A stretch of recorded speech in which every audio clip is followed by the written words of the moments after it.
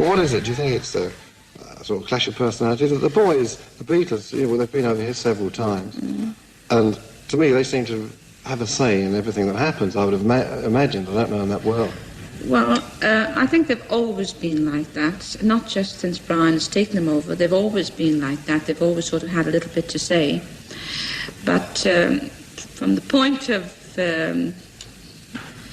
clash of personalities, well, probably that may be it, because Peter did have a terrific fan club, you know, compared to the others. It's still good looking, perhaps, eh? Well, I'll leave that for the other people to say, but from my point of view, we haven't come here to sort of throw any sticks and stones at the boys, because there is no really hard feeling. There was at first, but as I say, success is hard to come by, and these things do happen. But it's just the way that it was done that has annoyed us, that's all. If it had been done a bit more straightforward, it would have been more to the mark. I've forgotten about it now, you know, I don't know what they have. Yeah. But the way I look at it, you know, just let it lie now.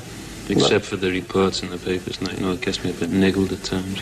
They keep going, having a go at you, do they? Yeah, you know. Well, what do they say mainly? Well, you know, drummer wasn't too good, the beat wasn't so hot, you know. How do you get on with Ringo? Do you talk to Ringo? Well, I haven't seen Ringo for donkeys years. I used to be good mates of his, you know, before the replacement took place. We're still mates now, like. But I haven't seen him to have a chat with him or anything like that. Can this show get any worse? No, that's not right. Iain Lee. Iain Lee. Absolute Radio.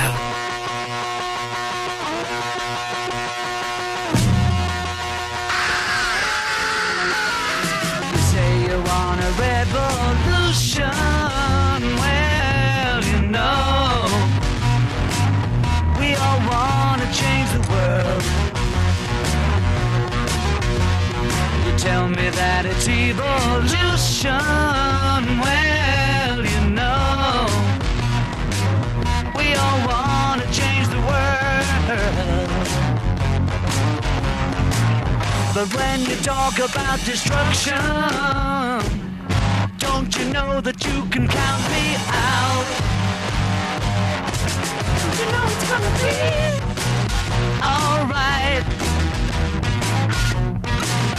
Alright.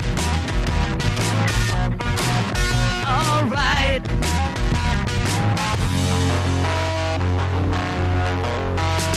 You say you got a real solution. Well, you know, we'd all love to see the plan. You ask me for a contribution. Well, you know, we all doing what we can. But if you want money for people with minds that hate, all I can tell you is, brother, you have to wait. You know it's gonna be alright. Alright.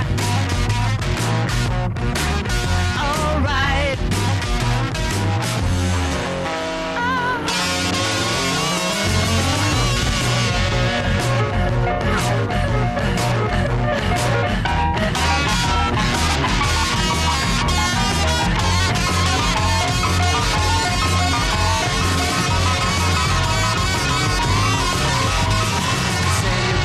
Constitution, well, you know, we all want to change your head.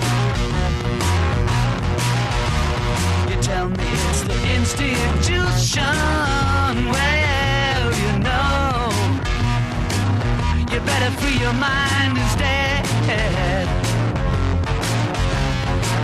But if you go carrying pictures of Chairman Mao, you ain't gonna make it with anyone anyhow. Alright. Alright. Alright.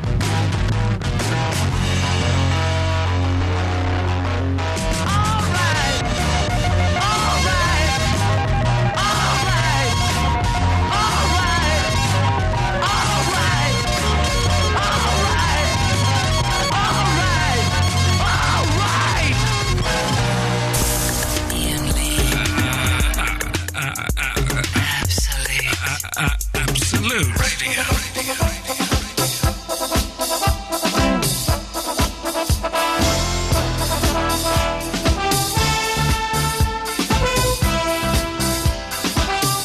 It's very rarely we start with a show as good as that, a song as good as that. That's a brilliant song. Yeah, it was good. It's the Beatles. Have you heard of them? They're good, they are. Remind me.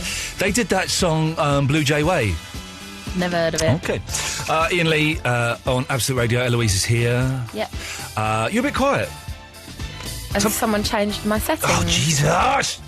I swear to God, after the filth that was in this studio yesterday and people messing with our settings, it sounds funny in my ears. I'm on Russ Williams' setting. I am going to do a dirty protest in this studio. Yeah, I've been broing.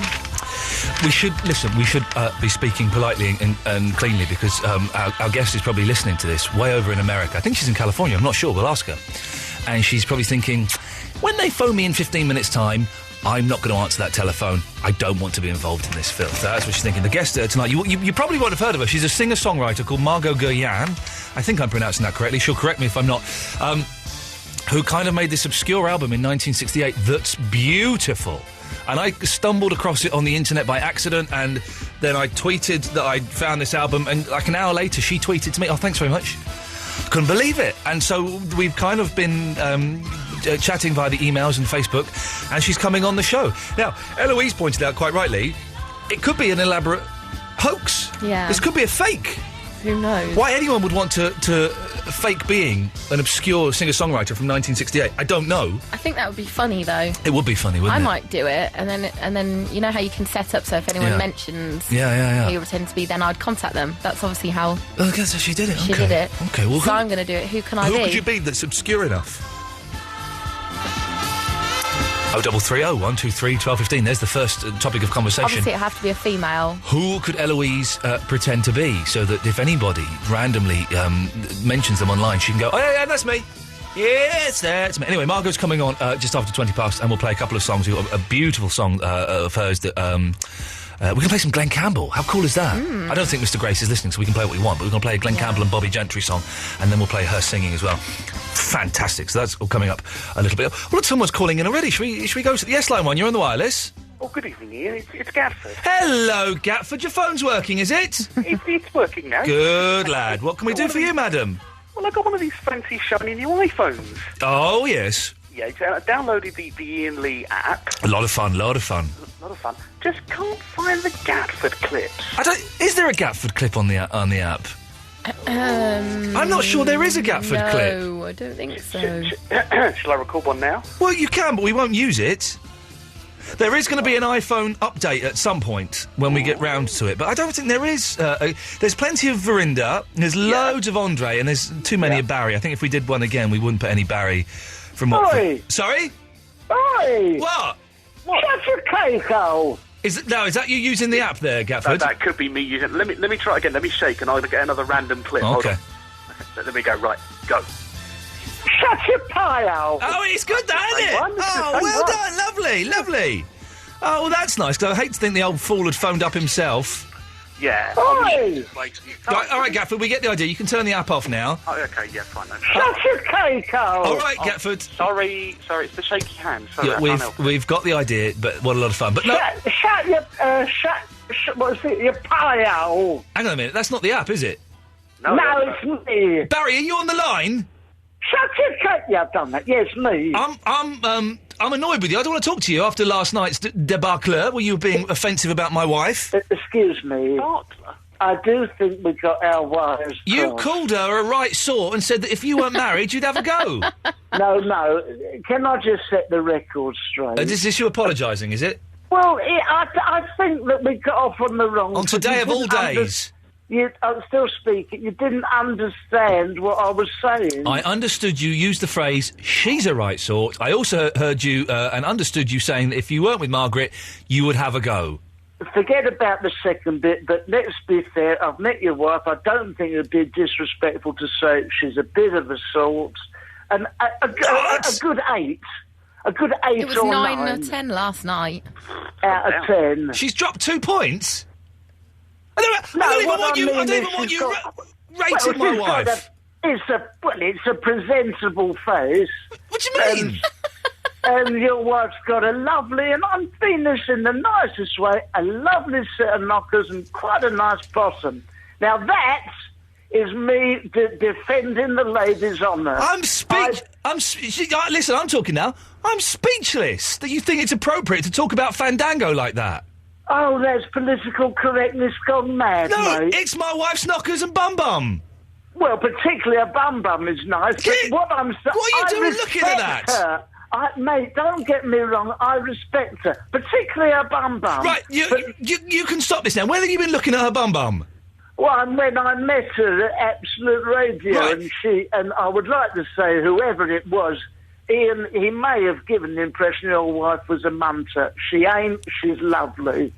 And she's got a lovely bottom. She wants to show it off a bit more. Right. And I mean that in the kindest, most gentlemanly way. If you were here, I'd slap your face with a leather glove before poking your eyes. You're being horrible and sleazy about her. That's my missus. That's the mother of my child you're talking about. How dare you?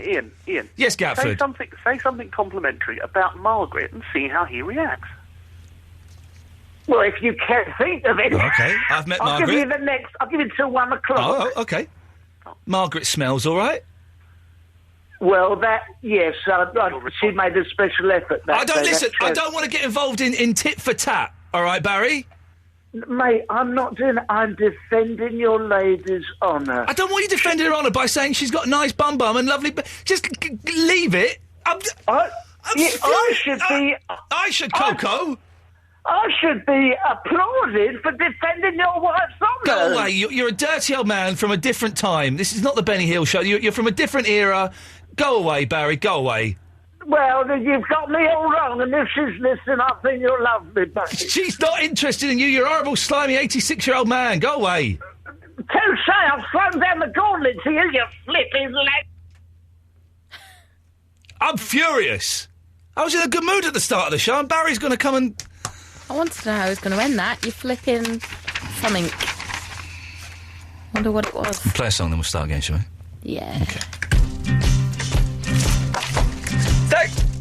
Take me tonight, I'm an easy lover. Take me into the fight, I'm an easy brother. I'm on fire.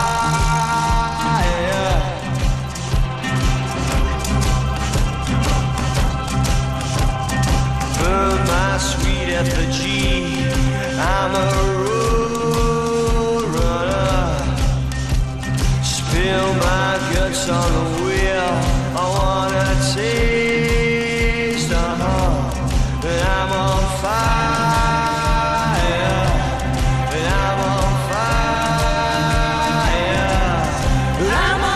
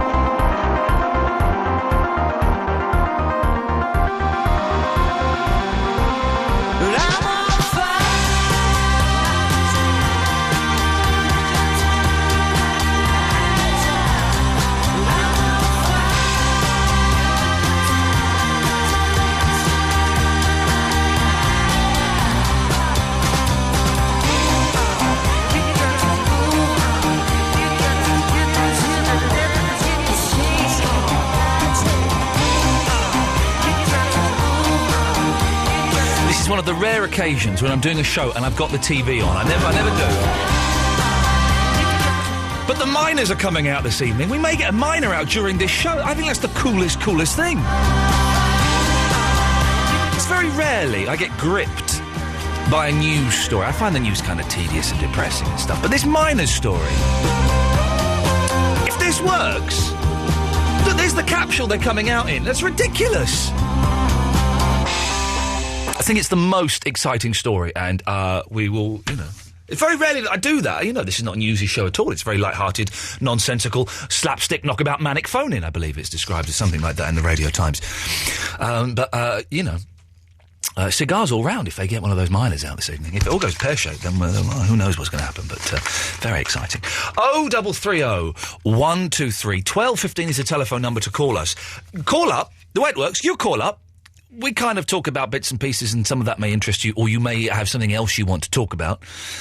You call up, Eloise calls you back, and it doesn't cost you that much money. I say that, my producer, Eloise, I don't know where she is. She seems to have disappeared. I don't know what's happened there. She did go and have a huge burger earlier on, so there's a possibility, I don't know, that maybe something's happening here. I don't know, but 0330 123 1215 is the telephone number if you want to talk about miners. Oh, we're going to do colourblind tests later on. There is a chance that Eloise may be a colourblind. She could be. So, I thought we might do some of those eye tests that you can get on. The ones you have to see the number in the swirling letters, the swirling colours. We'll have a go at that. So if you're colourblind, could you give us a call and let us know what colours you can... It doesn't work, does it, that you think grass is the same, you think grass is blue when we know it's green. It doesn't work like that, does it? It just, like, some colours are grey, aren't they? I think. I'm not sure. You can hear from the way I'm waffling on. I don't actually know how the colour blindness works. 0330 123 1215. The phone's ringing for a long time. It's because Eloise is naffed off somewhere. Eloise, where are you? Unbelievable. We'll go to Zoe in Hampstead. Good evening, Zoe. Hi. How you doing? I'm very well, thanks. How are you? I'm good. I had a productive day today, and I managed to get a doze in. Result. That sounds like a good day to me. It's a perfect day. I'm a little bit colourblind. Hang on, excuse me, Zoe, 1 second. Where have you been, Eloise?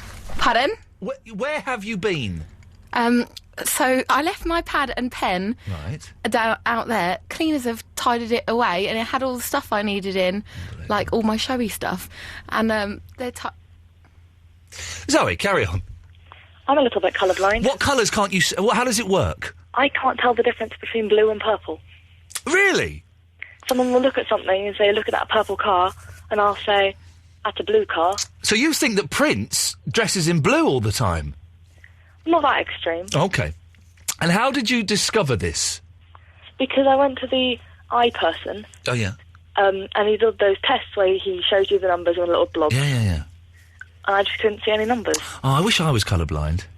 No, you don't. Well, I sort of do, because it's a disability, and I'm not in any way mocking it, but it's not like, it's not a serious one. I mean, yes, you can't be a pilot, Zoe, but you didn't want to be a pilot, did you?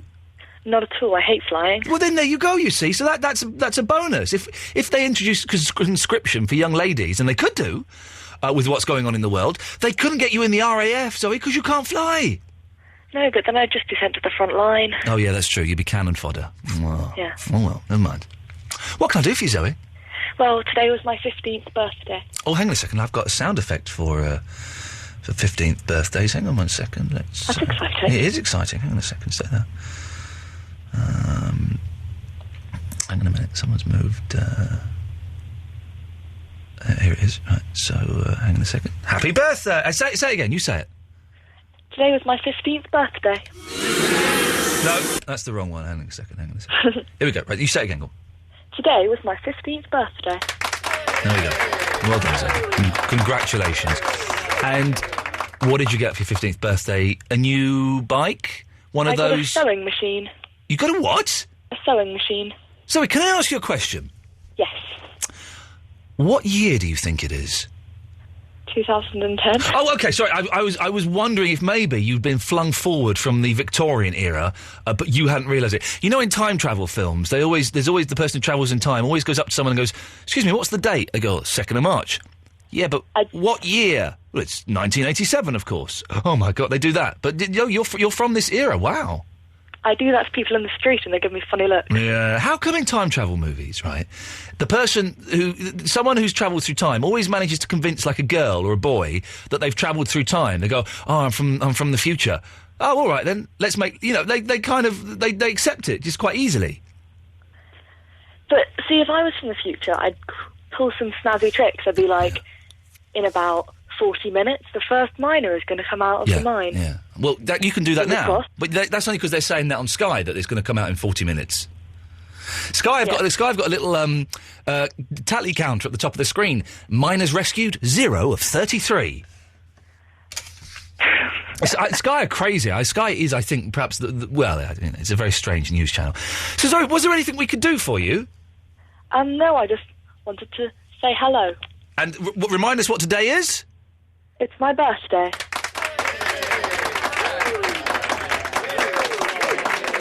This is the Absolute Radio.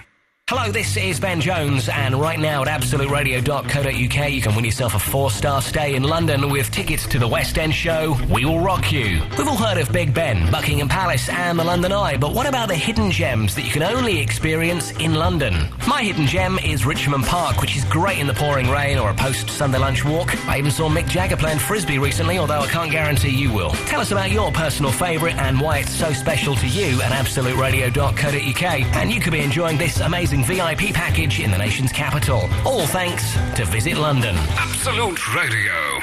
A chip on your windscreen needn't be a hassle when you call Autoglass directly. We'll come to wherever you are at the most convenient time for you to do the repair. And if you're fully comp, it's usually free and won't affect your no-claims bonus. Call Autoglass directly on 0800 234 234 or visit autoglass.co.uk. Autoglass repair, Autoglass replace. It's easy for fires to start. A smoke alarm will alert you in seconds if it's got a working battery. So remember the drill. Get it, install it, check it. It could save someone's life. No, that's not right. Iain Lee. Iain Lee. Absolute Radio.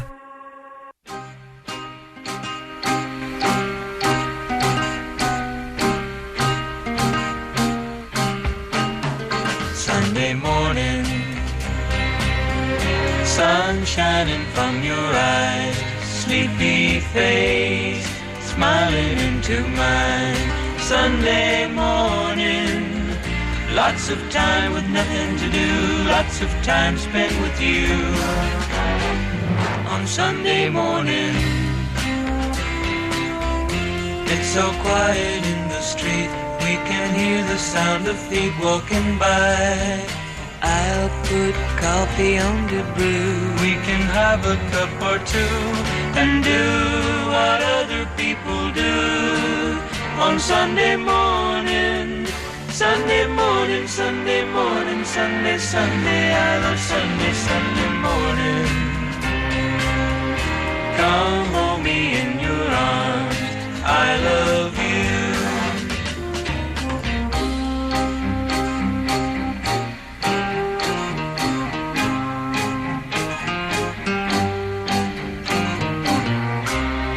Sunday morning, lots of time with nothing to do, lots of time spent with you. On Sunday morning, it's so quiet in the street, we can hear the sound of feet walking by. I'll put coffee on the brew. We can have a cup or two and do what other people do. On Sunday morning, Sunday morning, Sunday morning, Sunday, Sunday, I love Sunday, Sunday morning. Come hold me in your arms, I love you. Yes, everything's alright. Sunday morning, everything's alright. Sunday morning, yes, everything's alright. Sunday morning, everything's alright. Sunday morning. Fantastic. Everything's alright. Oh, Glenn Campbell and Bobby Gentry. Listen, kids, if you don't know, if Glenn Campbell to you is just the Rhinestone Cowboy and stuff like that, which is an amazing song, You need to go and you need to check out some of his earlier stuff because it's awesome. What a voice, what a guitar player. Anyway, that was the song Sunday Morning, which is written by our next guest, Margot. Now, Margot, is it Gurian? Gurian. Oh, man. Gurian. I've been practicing and I got it wrong. No, well, not that far off. Listen, it's an honour to talk to you. I think we should tell the listener... we came in contact with each other in a very strange way. I was downloading some Arthur Lee and Love albums online, and next to that was your album, and it kind of... I'd never heard it. It's Take a Picture. Oh, you heard Take a Picture. Yeah, well, that album... Was that the name of the album? Yes, but the song you had up wasn't on that album. Is it not on that album? That's on the Demos album, or the Thoughts album, which was released in the UK. Aha, which I'm about to order on Amazon as well, so I shall be treating myself to that very... Order the Thoughts one, not the Demos one. Okay, is the Thoughts one better? It's the same album, but the Thoughts have 2 cuts on it that I didn't write, and they're very nice cuts. You might like them. Oh, I should have a listen to that. But so I downloaded this album, and if I'm completely honest, Margot, it's because I'm a sucker for late 60s albums with kind of that sort of cute, slightly moody female vocalists on the cover. And That's what I look like? It was a very cute cover. Very cute cover. And I downloaded it, and I was listening to it, and I just thought, this is fantastic. And I know my kind of late 60s music, but I'd never heard of this record, or heard of you, I'm ashamed to say. And it's a treat. You're not alone. Don't feel badly. I did feel badly, but then I go on Twitter. We're living in the future. I went on Twitter and said, I've just found this marvellous album by this singer. It's great. An hour later... You sent me a message. I said thank you. And I'm instantly thinking, this is some weirdo pretending to be Margot. But yes, it was you didn't trust me, did you? I didn't. I feel guilty now, but I kept emailing Margot, are you sure this is you? And it would seem an odd person to impersonate. What were you doing on Twitter? Were you just looking, or have you got one of those search engines that pops up with your name, or what was happening? You know, I found a similar tweet one day, and I got on Twitter to thank this person. Yeah. And so I'm very rarely on it because I don't just like tweeting 140 characters and waiting for somebody to answer it. Yes. It's silly. I like Facebook a lot better because you get to share music and people can put up news articles or political stories, and it's very interesting. But Twitter is just a few comments. But I saw yours, and I had no idea that you had a radio show, and I just wrote and said thank you, and that's how we got together. It's very kind of you to get in touch. And I was when I asked, and I was emailing you, I was Facebooking you, going, are you the person who just tweeted me? And it was you, and it's fantastic that it is because it's an honour to talk to you. Now, the first song we played there was Glenn Campbell and Bobby Gentry. Yes. Did you? Because a lot of good people have recorded your songs. Mama Cass has recorded your songs. Bobby Gentry, of course, as we just know. Dizzy Gillespie. No. Oh, wait a minute. You know what? He may have recorded a song by Arif Mardin, who was that wonderful composer who did all the Saturday night Fever music. Oh, okay, yeah. And he did it with the Bee Gees, but Arif was originally a jazz musician. Yeah. And I may have done lyrics to a song that he wrote that Dizzy Gillespie recorded, but it wasn't my song. Oh, okay. Well, then... Actually. Okay, so the album is Take a Picture. It's from 1968. Right. How did you come about to record that album? Well, I had actually been signed to record an album earlier by Atlantic Records, but I couldn't damn sing. And... You know, they just got me into the studio, and at that point, if you made a mistake, all the musicians had to begin again because they had no tracking, and it was just a disaster. But they took one of the songs that I had written, and they had Chris Connor record it. Now, she was a rather big jazz artist. Yeah. And at the time, I was very, very into jazz. Yeah. And so that was my first recording, was Chris Connor. And the song was called Moon Ride, and it had talking in it, and it was very weird. And it was wonderful. Chris had one time told me she was known as the first rapper because of that song. Fantastic. Because of the time. Fantastic. But I continued to write, and at some point in the 60s, I got very turned on. Oh, I noticed there was a tweet on your response to your page by somebody who said, sounds like she belongs to the Beatles. Yes, someone said, sounds like she belongs to the Beatles era, which is, I guess, is kind of fair enough. Well, the song was 100% right. Exactly. Because at the point that I started listening to the Beach Boys and the Beatles and all of the wonderful music that was coming out at that point, I just had a feeling, well, I can do this.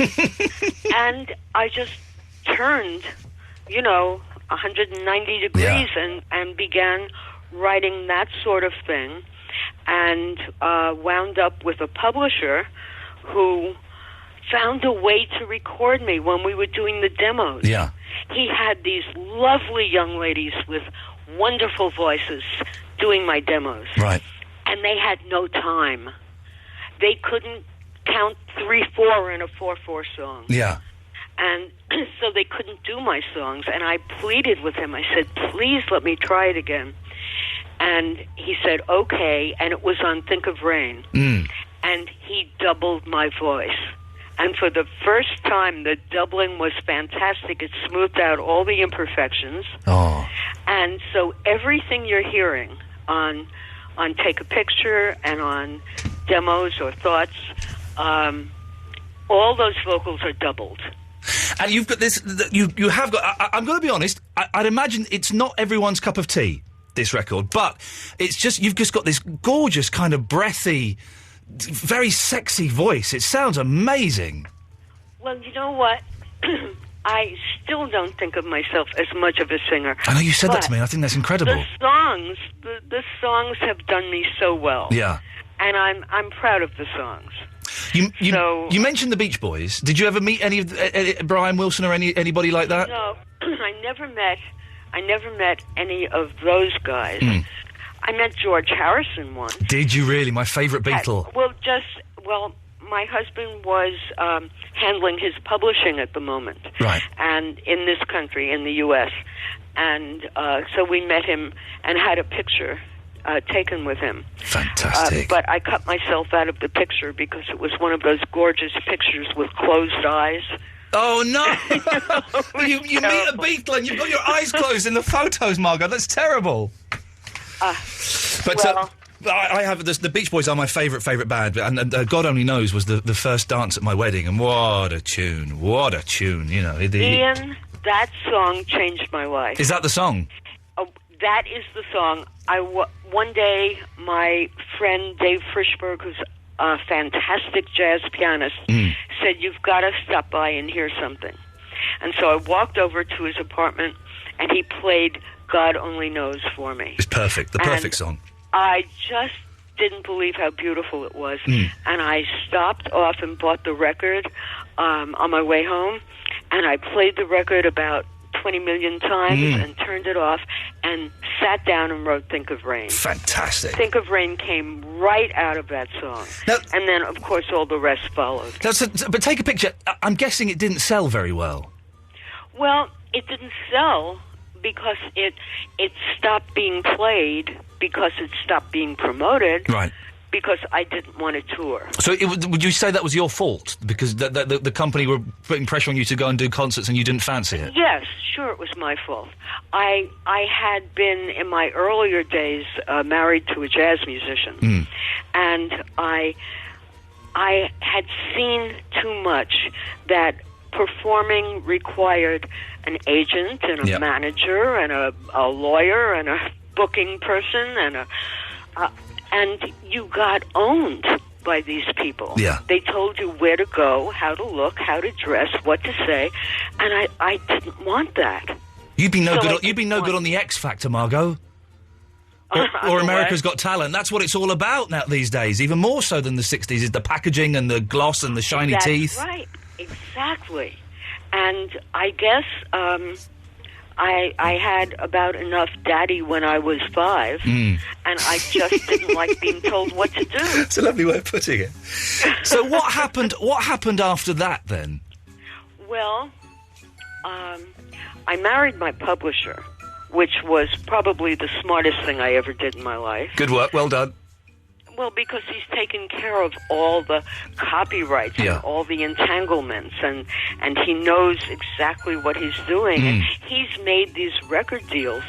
And you know what? In the last year or so, he made a deal with Beatball Records, which is a Korean label. Okay. And they put out a double package with everything on Take a Picture and everything on Thoughts and more stuff, and they put a mini poster in. It's the most beautiful package I've ever seen. Superb. And that must give you a lot of satisfaction. I mean, what's that? 42 years ago to take a picture. Absolutely. That's incredible. Can you imagine that this all just sort of blew open in around 2000? Yeah. But you're still you're recording now, though, still, aren't you? Because you sent me a song that you did a couple of years ago. Yes, that is my other UK connection. And that song I wrote because I was so angry at Bush and all the lies she was telling about weapons of mass destruction and all this bull. And I wrote a song which was from his 2003 State of the Union address. Yeah. And I took these 16 words and I put music to them. And then we had a very talented guy did a video for it, which I think is amazing. It's great. And the record of 16 words was released in the UK by Anthony Hall of Pure Mint Records. And he did a beautiful package in which he included the video. It's an enhanced CD, so if you buy it, you get the video, an A-side, and a B-side, which was an angry little ditty that I wrote for Nixon. But, of course, Anthony said to me, well, you know, everyone here thinks that it could have been written for Blair. Yeah. So I said, okay, that's all right with me. And, it was interesting that because the war in the 60s in Vietnam and other wars like that, kind of musicians stood up and said, "Hang on, this is wrong," and did songs and concerts. And for the Gulf War, Neil Young. It was Neil Young was the only person. No one did it. So Neil Young sort of said, "Well, I might as well do it then," and he came out with his brilliant album. So absolutely, it was such a shame. Everyone just wimped out and went, "Yeah, go on, whatever." I can't figure why. No, I can't figure why. I can't figure why the young people in my country aren't protesting what's going on here now. With the Tea Party, I suppose you've read a little bit about these people. Yes. Well, it's really crazy. Yeah. But the young people are not... they're affected by it. They can't get any jobs. I think the thing here is that we had, as I know they were in the States, but we had there was a huge march when the Gulf War was starting. It was like estimates between 1 million and 2 million people protesting against the war, and they just ignored it. So most people go, well, we tried. They're not going to listen to us. What's the point? Well, you know, I knew about it from Anthony Hall because he had these marvelous posters made up of 16 words, and he went and splattered them all over the, where posters are put on walls and such. And so I was very aware of it, but I saw nothing about it in our press, or maybe just a blurb about it. Oh, they're protesting in Britain. Yeah. But I couldn't understand why nobody did that here. Yeah. It was... disappointing, very disappointing, and it remains that way. I'm sorry to say. No, but Margaret, listen. What I mean, do you do concerts? What do you do now? No, I never wanted to be a performer. No, and so I never did that. I think it's a great loss that you've not. And I'm sure I know it's not your bag, but I think it's a great loss because I think it would be an amazing concert. You've got a good band behind you, and I think it would be wonderful. Well, I'll have to find some really cute 18-year-old and teach her all the songs and have her go on the road for me. And get her to do the pose from the cover of the album, because that just that big red jumper and it's just adorable. You know what? that cover, the Beat Ball package from Korea, Yeah. has the original cover. They had hired a photographer, and interestingly, it was the same photographer who took the picture of Jim Morrison. Oh, where the topless one. Yes. Yeah, I know the picture. The yeah. very famous one where he has no shirt. Yeah, and he's got like a little sort of beady necklace on, and he's got his hands doing something. Yes, I know the picture. Right. Well, the same photographer was hired, and they took a picture for every song. Mm. And the photographer didn't like the way the montage came out. Mm. And he said, we'll have to do this again. But the record company was getting panicked, and they said, well, we can't do it now that way. So pick one picture. Well, I picked the picture for Think of Rain. Mm. And if you look at that cover again, you'll see me looking out of a rainy window. Yep. Which was the photographer spraying a hose on it. And You see, he was spraying a hose on it? well, on the window, so it looked like it was raining. I know the picture, yeah. I'm so naive, Margot. I just assumed that you waited until it was like a rainy day or something, but no, of course not. No, we don't Hollywood. do things like that. Hollywood, it's so fake over there, for goodness Right. sakes. Do you ever come to the UK at all? I have been, but not in recent years. Come and I'll buy you dinner. Seriously. Well, my husband had testified at a trial where Elton John was suing Dick James, his publisher. Oh, yes, yes, I remember that, yes. And so we went over there and had an opportunity to see the British courts close up, and it was indeed fascinating. Yeah. Well, listen, Margot, if you ever come over, I'm going to email you my phone number. You must come, and we'll go out for dinner, and I shall treat you to a nice big bag of fish and chips. How's about that? Well, I'll try it. And just very quickly, because I could talk to you all night, but I've got to play adverts and things like that. What are you doing now? Are you going to release any more records? I read somewhere you're a teacher. Is that right? Some of my what? I read somewhere that you teach music. Yes, I teach piano. Fantastic. I'm a little old piano teacher. And I have just some lovely children, and I have some lovely adults as well. I have a young woman who is a music supervisor, and she's really interesting. Yeah. And I have an 11-year-old girl who's probably the most talented child I've ever run into. Superb. And I make her learn how to read and count and all that stuff. Yeah. But the way she learns is by watching my hands. Yeah, incredible. And I'm talking about Bach and Handel and she watches my hands and she can play it. And that is incredible. I'm so envious of people who... I can play a little bit of guitar and I can play the ukulele and that's it. And I'm so envious of people that can play the piano because it's just, if you play it well, it's just a fantastic gift to have. The piano for me is a snap, but I couldn't play a string instrument if my life depended on it. Listen, I'm coming over to Hollywood. I'm bringing my ukulele, and you and me, we're going to do a concert somewhere, and it's going to be... Are you going to teach me how to play it? I'm going to teach you how to play the ukulele. It's going to be awesome, Margot, I promise. Hey, listen, it's I'm up for it. It's so lovely to talk to you. I can't tell you what an honour it is to have on the show, and I think I've fallen a tiny, tiny little bit in love with you. So that's... don't tell my wife or your husband. You're lovely, Ian. I'm so grateful to Twitter for all this. Do you mind? I'm going to be predictable and play Timothy Gone, which I just think is one of the sweetest songs I've ever heard. Do you mind if I play that one? I don't mind at all. Margot, listen, thank you very much. If you want to find out more, she is on the internet. There's a Facebook page. There is YouTube clips aplenty, and they're all a treat. And this is from Take a Picture. This is just the sweetest little song. 1 minute, 48 seconds long. Timothy Gone. Enjoy.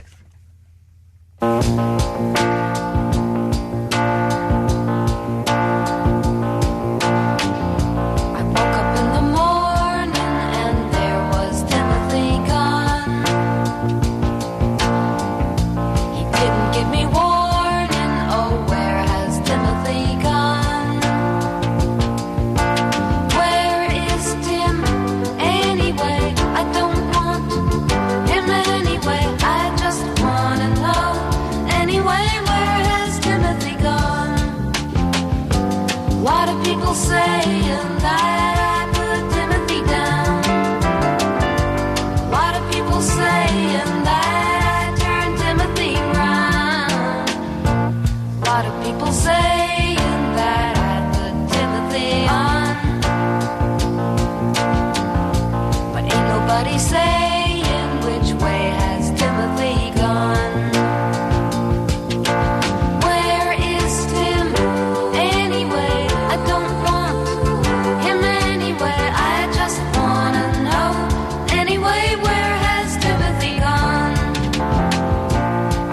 up in the morning and there was Timothy Gunn.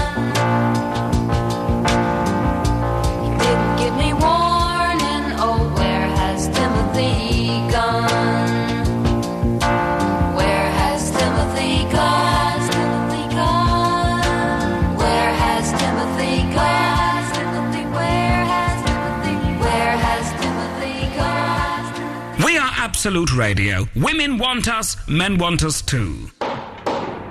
Look at you, Bob. New clobber, loads of new gear. What's the deal? The deal is the new autumn deals at Screwfix. Right. They've got big savings on everything we need for autumn. Chainsaws, portable heaters, radiators, alarms, workwear, security lights, the lot. Oh, nice one, Bob. Now, what are you after? Well, now you've told us that, a lift to Screwfix? Get your end-of-year essentials for less. Get the new autumn deals today at your local Screwfix or visit screwfix.com. When John was driving his car along the open road, somebody crashed into the back and knocked him right out cold. But it wasn't his fault. He didn't do no wrong. If you've been injured in a road accident that wasn't your fault, call BGR Bloomer on 0800 1 777 999 because you could get compensation. BGR Bloomer 0800 1 777 999. Even a small slug or snail can carry a lungworm, which can be fatal to your dog if swallowed. Speak to your vet or visit lungworm.co.uk for more information. Iain Lee. It's about love and life. And live radio wrestling matches. Iain Lee on Absolute Radio.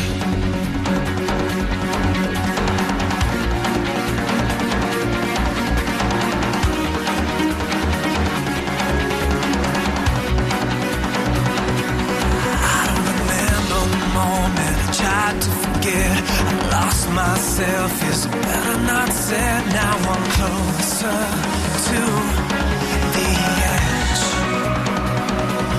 It was 1,001 in a million to 2. Time to go down flames and I'm taking you closer to the edge. No, I'm not saying I'm sorry.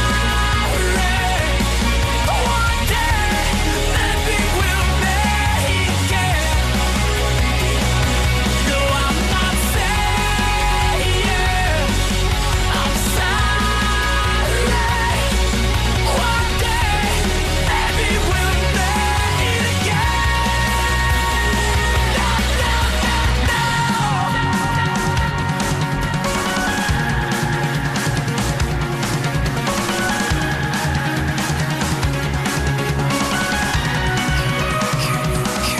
Can you imagine time when the truth ran free? The birth of a song, the death of a dream. Closer to the edge. This never-ending story, painful when pride and fate.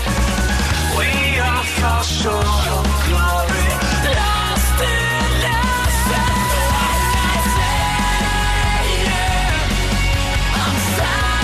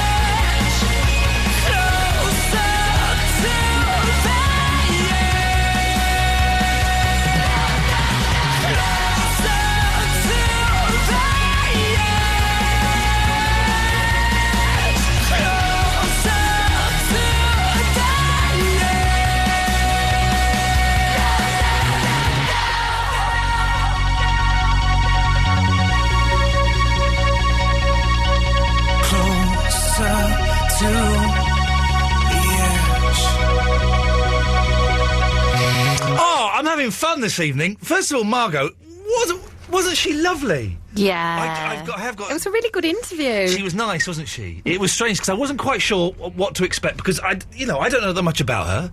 I've only got that one album so far. I've got other stuff on order, but I could have just spoken to her for hours. Wasn't she lovely? Yeah, and when people were phoning up, they were like, "Don't worry, don't hurry about calling me back because I'm listening to the interview." So I've got a queue of people that were just having a little chill out. Absolutely wonderful, and what a charming lady. If you, I've got a tiny little crush on her, and I've got even more of a crush now after speaking to her. Sounds very sexy. She does have that fantastic accent as well. I love that accent. Anyway, so Margot, you're listening. Thank you very much. A pleasure, and keep in touch.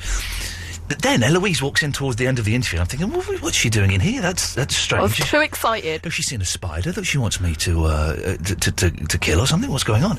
I think you've just shown me an email, which I think is genuine. But now the more I think about it, I think, well, maybe it's not genuine. Why? No, it's got to be because no one else knows that I was getting in touch with this person, and I emailed their direct office. Should we say? Are we allowed to say, or would that jeopardise things? It wouldn't jeopardise things, but what if it jinxes things? So we shouldn't say. It's up to you. I'm happy with you saying it. It is very exciting, though. I'm not going to say who, but basically, someone I have been trying to get on radio for 6 years since I've been doing kind of phone-in radio at the other place and then here. I have tried so many times with so many different producers to get this person, and we've either been completely ignored, or I think we had a rejection once saying no thanks, not interested, from the person's company. You have had an email directly from this man, and we can say it's a man. You've had an email directly from this man saying, what can we do to make this interview happen? And I think it has to be real because I only emailed the office 2 days ago, didn't tell a single person, not even you, that I'd emailed them. Cool. And I've had a message back, and they know exactly what it is that I was asking for. So it has to be real. If it goes no further than this, you've got that man's email address. I'm going to copy it soon, and we're going out soon to celebrate the fact that you received an email from him. That is almost good enough for me. But if he comes on and does an interview, I can literally phone up my boss the next morning and say, Mr. Grace, I'm going to stop now. I've done everything I need to do. I can't do it anymore. Is it that important to you? He's the final one. He's the final one on the list. Oh, my God. The list of those people that he's connected with, but just the list of all time that had Brian Wilson, Andy Partridge. This gentleman is the last one. He's the last one. There's nothing... after this, my work here is done. Oh, my God. The pressure. That's how important this is. It's just when it popped up, right, on my phone, it's just sat here. Yeah. I was like, I know that name. Yeah. It can't be. Unbelievable. Unbelievable. And he emailed you directly. That man is worth so much money. So much money. And I've got him in my inbox. Personal email address. I'm going to talk to Charlie. I'm way behind on the music and the stuff. Oh, I don't really care, to be honest. I'm having fun this evening. No minors out yet, but we'll let you know if anything happens with the minors. Although I've got to say, I think the Sky coverage is pretty shocking. Charlie! Hello! Hello, Charlie! Hello! I've got out of my well. Well done, you. Good for you. You're like those miners, but... it was a tough climb. In Oxford. Yes, exactly. Yep. Yeah. How are you? Charlie, I'm on top of the world. So am I. Good for you. I know. I just want to say... Yes. I work with a sewing machine all day, every day. Oh, it's a sewing machine special. Why? Are you a sewist? I'm a seams master. A seams master? Yeah, it's like a seamstress, but male. So could you... You say that. So could you, take my trousers down a bit? If you want me to. Good lad. Anyway, back to what we were talking about. But so, I don't know what a seams master does, Charles. Charlie, not Charles. Well... I'm saving that for when I'm, 60. OK, but Charlie's short for Charles. It's Charles on your birth certificate, isn't it? Yes, OK. Well, there you go, you see. What's your middle name, Charles? You really don't want to ask. It's double-barrelled. Oh, I knew it. We got a tough. Go on, what's your full name, Charles? Charles James Downs. Oh, that's not so bad. It's quite bad. It's Charles James. CJ, as everyone knows me. So your name is Charles James? Charles James. So you've got two... You got... So there's a hyphen between the Charles and the James? Yeah. Oh, oh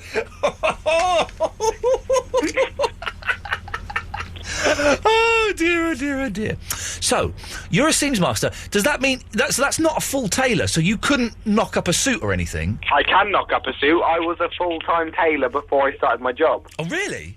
Yeah. So you've taken a step down? I'm taking a step down. I knew my profession before I wanted to learn more. Okay. Well, Charles, and what model, what do they call them, sewing machine do you use? I really wouldn't know. I know it does 1,500 stitches a minute. No, it doesn't. Nothing can do 1,500 stitches a minute. That's Yes, it can. That's insane, Charles James. No, it's not. Charles James Downs, you're talking out of your posh bumhole. I am not, thank you very much, Ian Lee. Oh, I think you are, Charles James Downs. Oh. You. But there we go. Good comeback, Charles. No, I was talking to a friend who said something. Don't worry. I'm not worried in the slightest. I could have you in a fight. Charles James, is that all? Yes. I thought so. Thank you very much, sir. What a lovely, strange, unusual hour. I like it when there's shows like this and it kind of takes on a life of its own and goes off in tangents and things. OK, Rose, Rob, Harry, stay there. We'll come back, I'll take your calls and then we'll tout for more business. How's about them apples? Sounds good, huh? I know it's out of fashion and a trifle uncool, but I can't help it. I'm a romantic fool. It's a habit of mine to watch the sun go down. On Echo Beach, I watch the sun go down. From 9 to 5 I have to spend my time at work. My job is very boring, I'm an office clerk. The only thing that helps me pass the time away is knowing I'll be back at Echo Beach someday.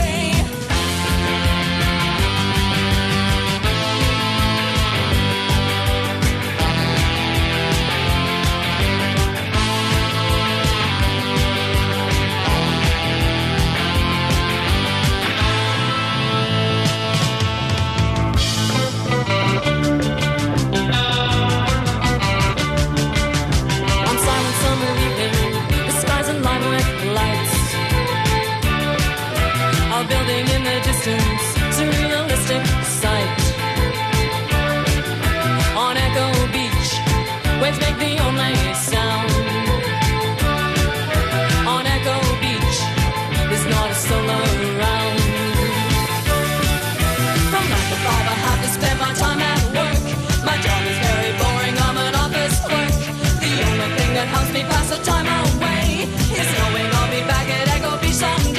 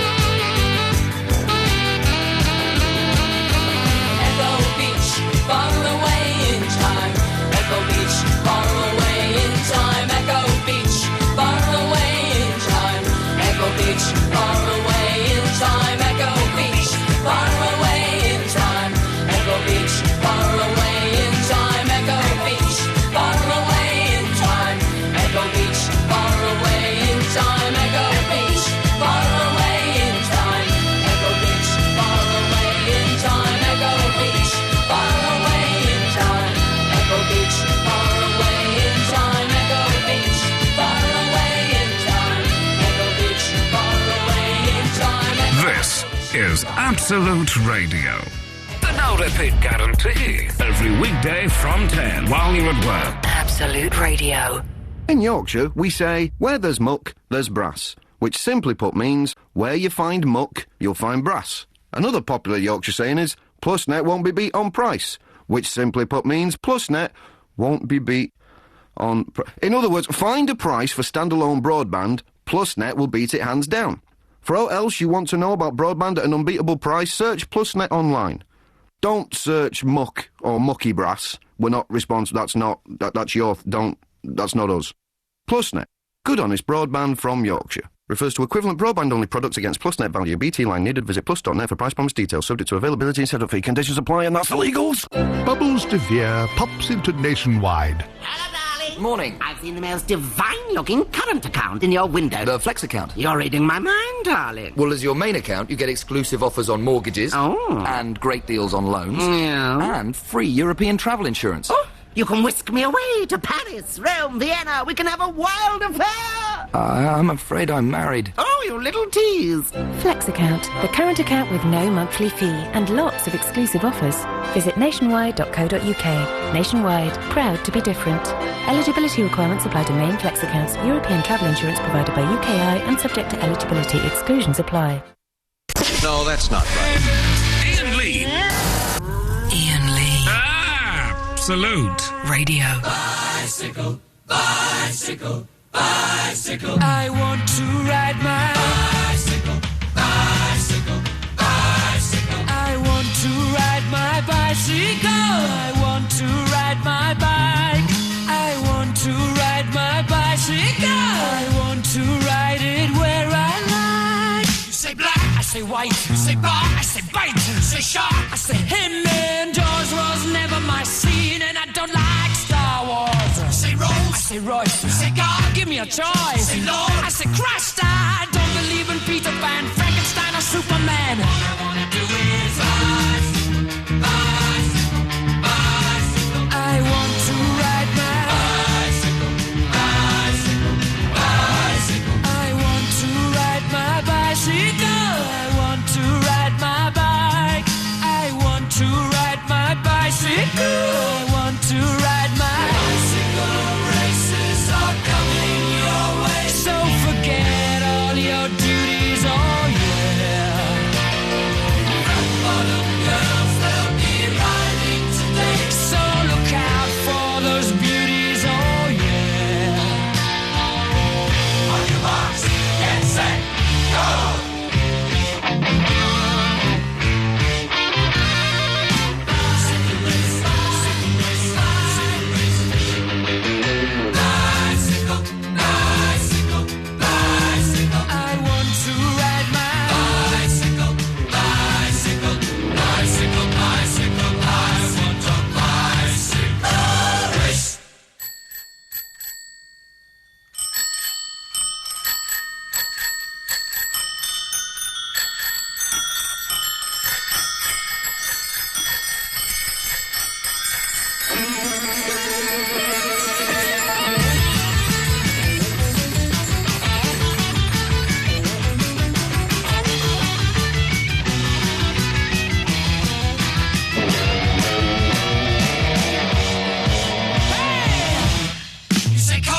You say John, I say Wayne, hot dog, I say cooler man. I don't want to be the president of America. I say smile, I say cheese, Cartier, I say please, income tax, I say Jesus. I don't want to be a candidate for Vietnam or Watergate. 'Cause all I want to do is ice, yeah, ice, yeah, bicycle. I want to ride my bicycle, bicycle. Come on, bicycle. I want to ride my bicycle. I want to ride my bike.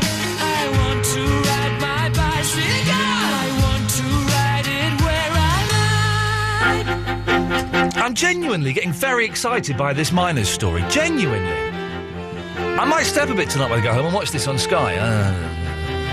Miners rescued 0 of 30. They've got a counter for crying out loud. Eloise, I have found some colourblind tests. Oh, okay. So what we'll do is I'll get through these 4 calls. Right. And probably take it up to 20 past, and then we'll do the colourblind test, and we'll find out if you're colourblind. I'm a bit worried. Why are you worried? Because what if I wanted what if I wanted to become a pilot? Well, you wouldn't be able to, and that would be for the benefit of everybody that we knew. The reason we're doing this to kids is because, Eloise, you can't see things in 3D on 3D TVs. Is that what the argument was? I can only see it a little bit, yeah. A little bit of 3D, and so I suspect, being the trained doctor that I am, that she may be a colourblind. We'll do it in about 15-20 All minutes. right, then. Okay. Rose, hello, Rose. Hello, Ian. Sorry to keep you waiting so long, Rose. It's all right, sweetheart. Busy show this evening. Lemmings. Sorry? Lemmings. Oh, yes. Can you remember they had the little counter in the corner? Where? On Lemmings, you know, when they bring the miners through and Lemmings. On the video game? Yeah. What do you do? You've come from such a sideways angle, Rose. What? I would never have expected you to phone up to talk about the video game Lemmings. Well, you started talking about counters and miners, and I suddenly thought Lemmings. You're right, it did have a little counter, didn't it? Uh-oh. Yeah. Oh! What? Yeah, you did. That's Rose, every time you call in, we learn a little bit more about you. I've been down to mine. Sorry? I've been down to mine. I didn't ask, but in Chile... No, good. in Stoke-on-Trent. Oh, OK. Did you get trapped down there for 66 days? No, but it was deep. Do you... What I don't get, right... So what were you doing down a mine? It's a tour attraction. OK. I don't get you know these people that go potholing? Pardon? Yes, you breathed very heavily at the end of that sentence. These people that go potholing. Yeah. You know where they find like a little hole underneath a hill and they go crawling? Yeah. What is the point of that? Oh, it must be great fun. What, crawling through a really damp, tight space? Have you never been to Grimes Graves? To whose? Grimes Graves. It's a flint mine. I've been to Wookie Hole.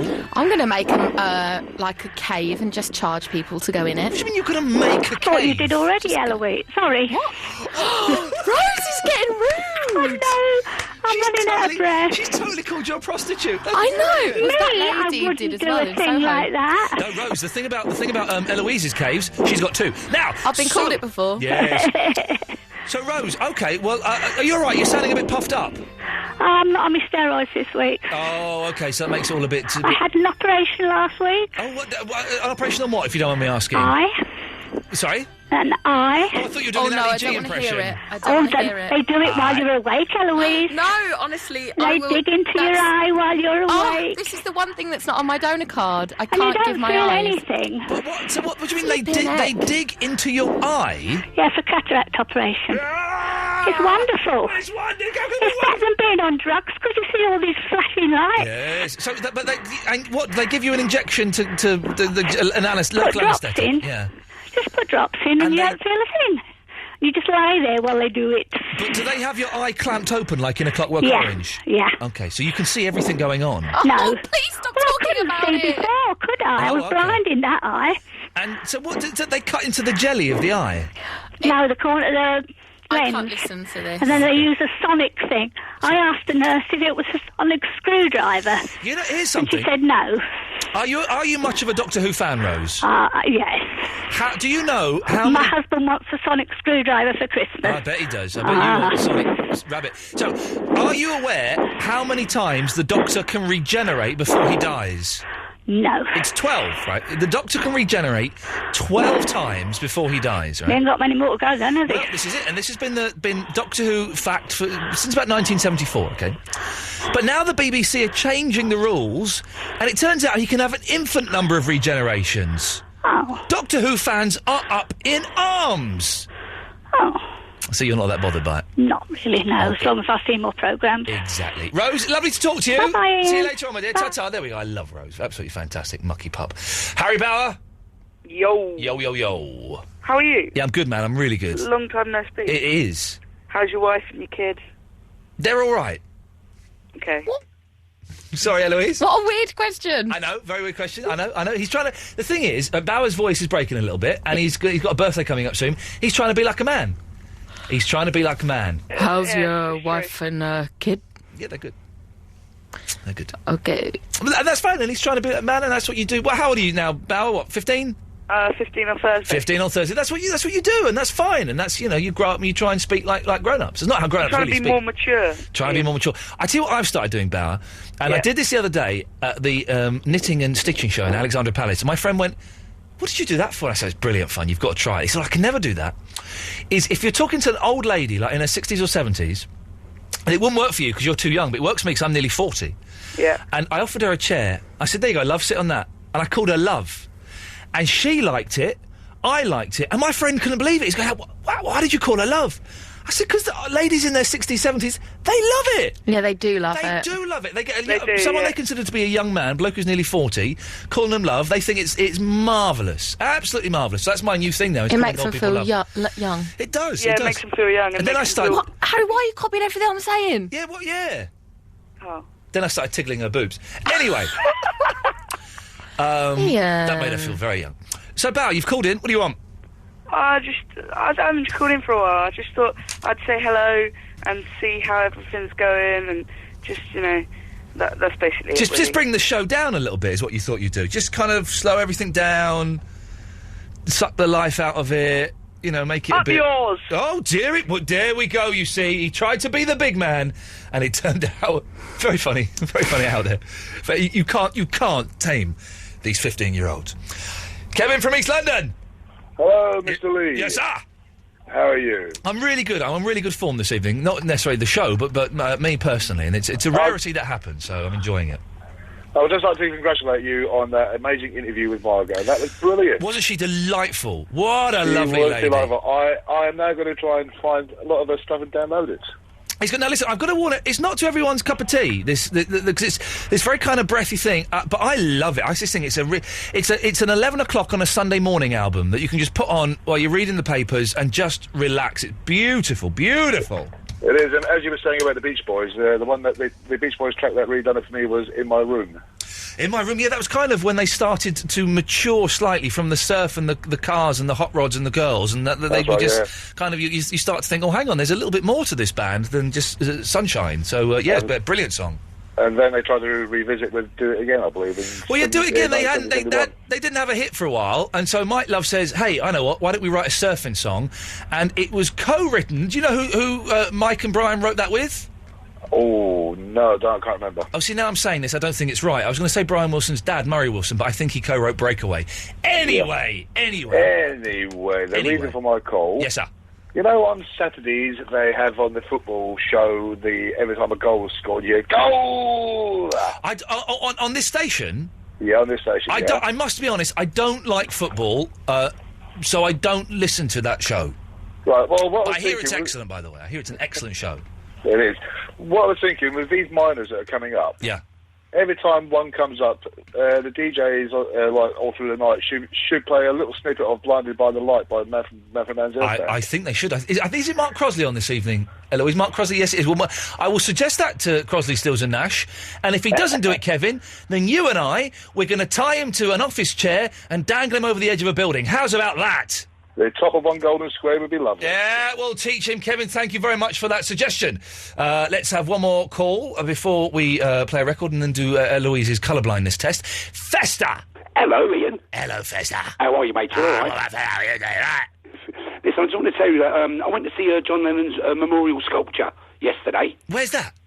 In Liverpool. Oh, it would be, I suppose. Yes, of course, yes. It's nice, you know what I mean? But, it's like a peace thing. Yeah.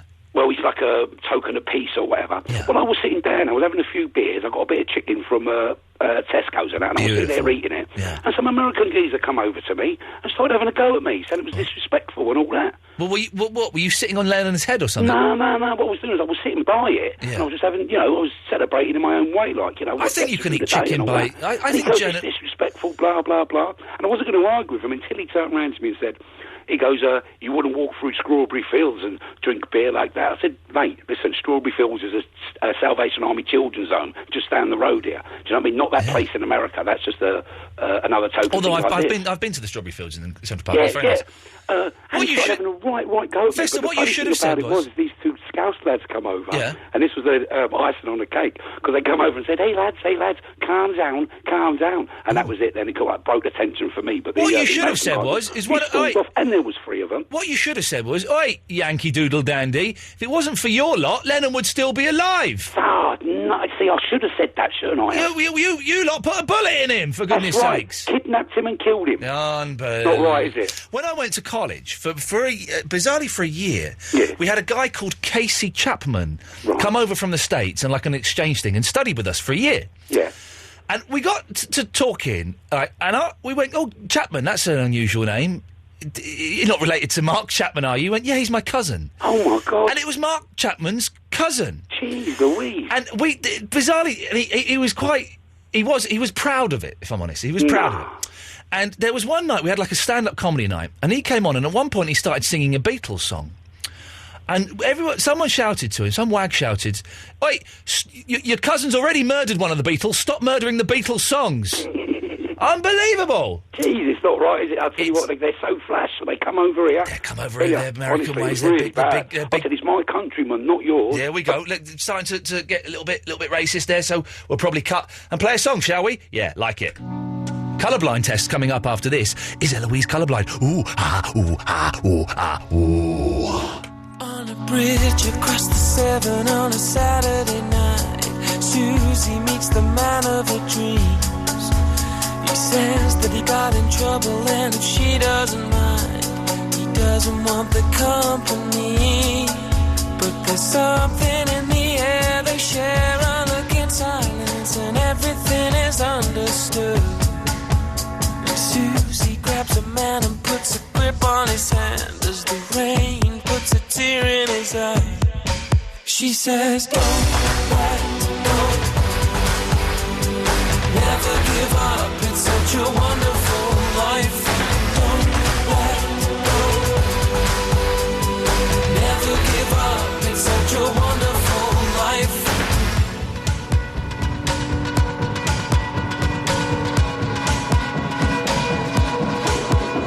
Driving through the city to the temple station, cries into the leather seat.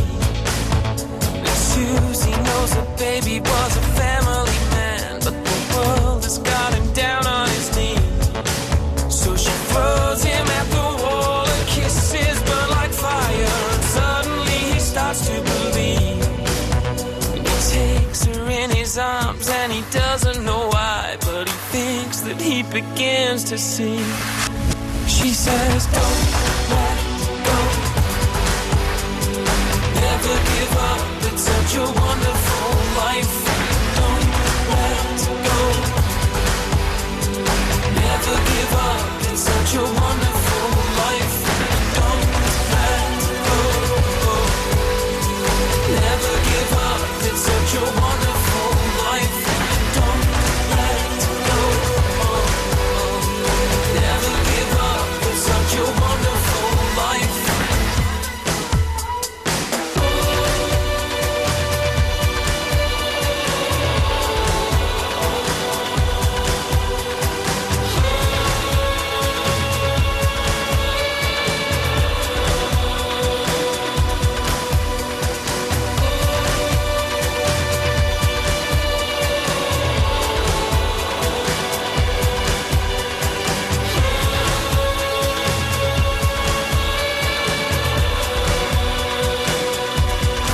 She says, don't let go, never give up. Don't let go, never give up. It's such a wonderful life. Wonderful life. Wonderful life. Wonderful, wonderful, wonderful life. Wonderful life. Wonderful life. Wonderful, wonderful, wonderful life. Don't let go.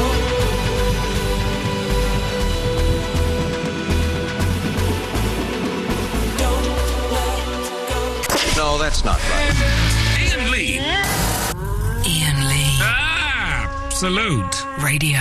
Jeff Lloyd's Home Time Show. With Cobra. It's Absolute Radio, and our guest today, Boy George. Hello. Hello. When you look back at that period of music from the 80s, would you now sit in your flat of an evening, would you ever put on music from the 80s, and if so, which records? Yeah, I don't put my own records on, really. No. Well, of course, Mick Hucknall famously, when seducing the ladies, would put on his own records. Well, allegedly. We don't know if that was true, unless you've actually something you want to tell us. I was in the wardrobe at the time. Jeff Lloyd's Home Time Show. This afternoon from 5. With Cobra. Love curry, love Cobra. Please drink responsibly. Absolute Radio. Save super amounts of money at Money Supermarket. The Haggle Daddy here to say that Money Supermarket can help you find a great deal on your car insurance. We're gonna help you save lots of cash. Oh yeah! With over 100 insurers and exclusive deals. Cruising down the airways to save you dash. Yeah, for great car insurance deals, go to moneysupermarket.com. Tell the people, honeys. Save super amounts of money at Money Supermarket. When it comes to standalone broadband, PlusNet, a good Yorkshire company, won't be beat on price. I'll demonstrate this with Malcolm and his trusty tuber. Here's another broadband company's price. And this is PlusNet's lower price. No matter how low another company's price, PlusNet will always be lower. For more music to your ears, search PlusNet online. PlusNet, good, honest broadband from Yorkshire. Refers to equivalent broadband-only products against PlusNet value. BT line needed. Visit plus.net for price promise details. Subject to availability and setup fee. Conditions apply. Iain Lee's 2-hour-long late-night radio show starting at 11. I know when to go out. I know when to stay in. Get things done.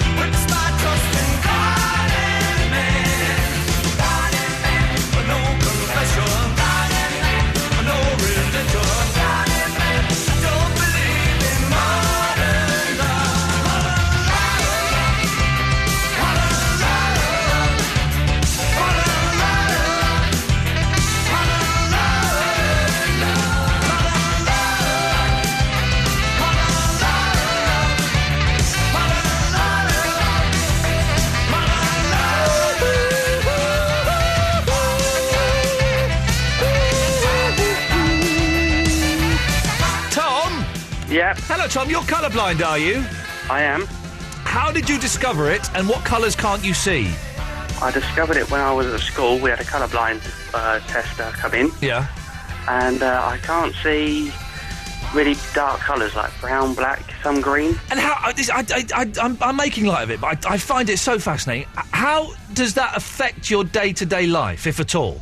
It can do. I mean, especially if I'm working with, painting as well. So I'm painting before, and I've painted things the wrong colour. No, that doesn't really happen, does it? Yeah, I was meant to paint something brown, and I've painted it dark green. And what causes... I bet they were well annoyed. What causes the colour blindness? That I don't really know, to be honest. You know the people that test the colourblind? Is that all they do? Is that their job, a colourblind tester? Yeah, I guess they just go around schools and they just test kids to see if they're going to be colourblind. All right, well, Tom, listen, stay there. Would you? Because we might need your help here. Eloise? Yeah. I've emailed Eloise a colourblind link. Okay, and so we're going to do the test now. And I've looked at a couple, and so I can do it, and I'm fine. So, Eloise, what have you got on your screen now, please? So the first thing, it's asking me to find the circle, star and or square. Can you see them? On the left-hand side, there's a circle. Yep, in yep. the middle, there is a star. Yep. And on the right, there is a square. Now, I bet and they're all yellow. You're feeling a bit cocky, aren't you? Yeah. If it says click here to find the correct answer, it says everyone should be able to see the circle, star and square. Everyone. Okay. So you've done that, okay? Yeah. So click here to see test card number 1. So click to the next square. Okay. And it says try and find a circle, star and or square in there. On the left-hand side, a little bit lower than the top, there is a square, and it's yellow. Yep. And on the right-hand side, at the top corner, there is like an orange and red circle. Okay, you've got that right. Colourblind individuals should see the yellow square. Colour normal should see the yellow square and faint brown circle. Okay. Is this sounding like the kind of test you did, Tom? Yeah, exactly the same thing. Okay. Let's go on to the next card. Try and find a circle, star and or square. Eloise, go! Hang on, test card 2. Hang on, circle. I can't see a star anywhere. There is no star, correct. Okay.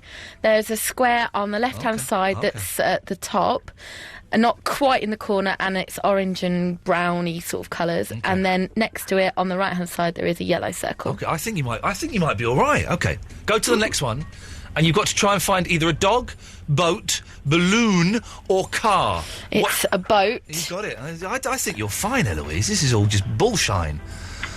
That's it. That's the end of the test. You passed the test. You're not colourblind. Yay! Sound a bit more excited.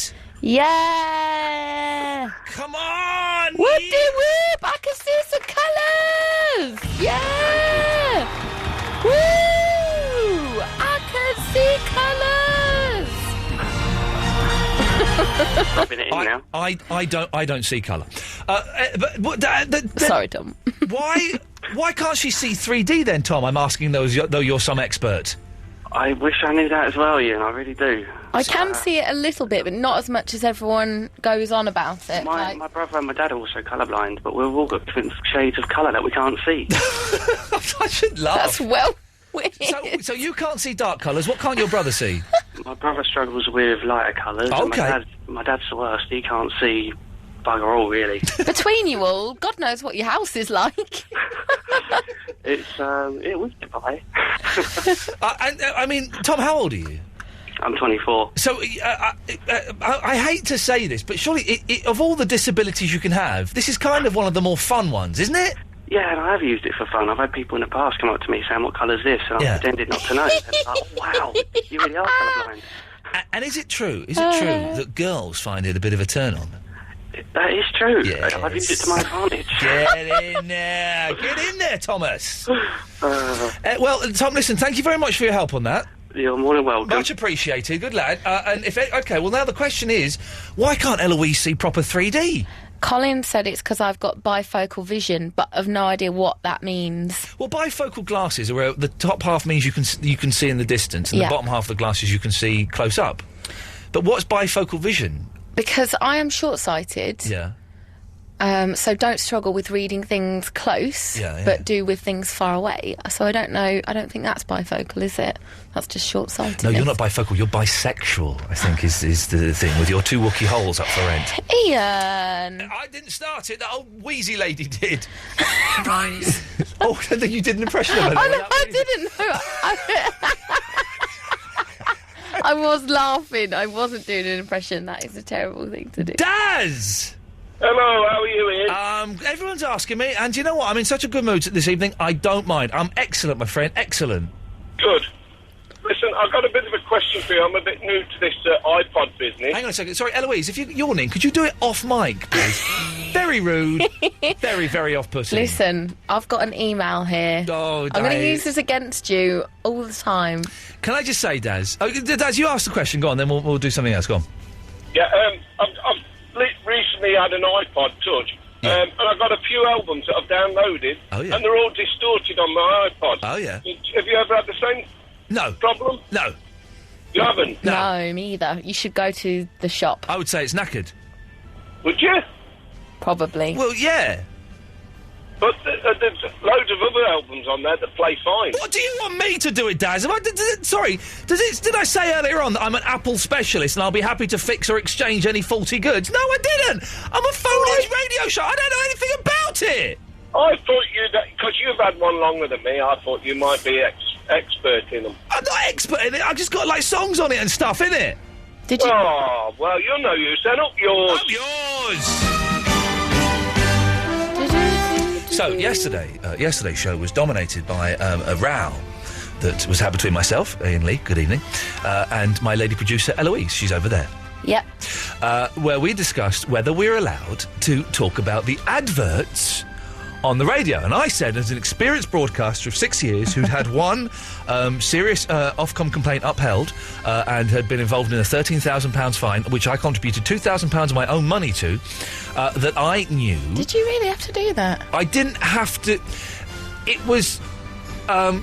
did I have to? I sort of had to. It was suggested that I might like to make a contribution towards it, and I suggested that figure. It was Mr. Lloyd in the old place.